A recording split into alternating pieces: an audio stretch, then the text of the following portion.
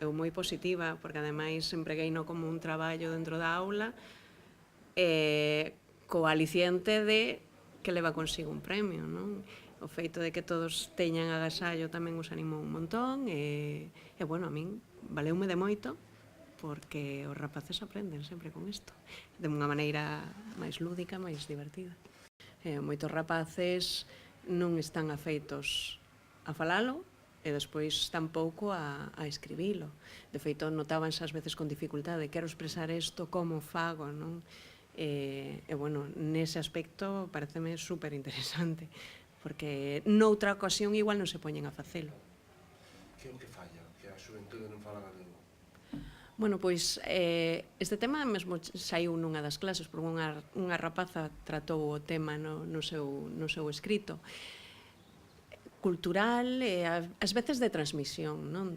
Dos papás, os avós, que falla esa conexión, non?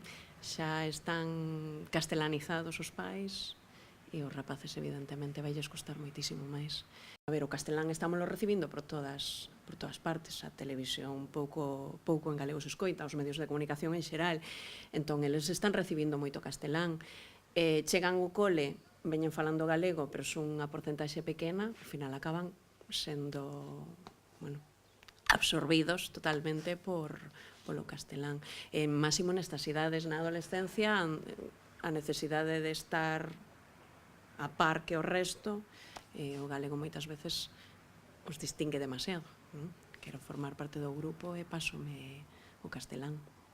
Crees que pode estar a mellor a estas idades non, pero a outras idades crees que pode estar moi politizada a lingua? Sí. A ver, inevitablemente por cuestións históricas e por todo, e ás veces non os rapaces, pero sí nas familias, entón eles son o froito desto, de que identificamos falar unha lingua con determinada ideoloxía. Penso que sí. Igual menos que en outras ocasións, pero aínda está, penso que presente. Que queda por facer?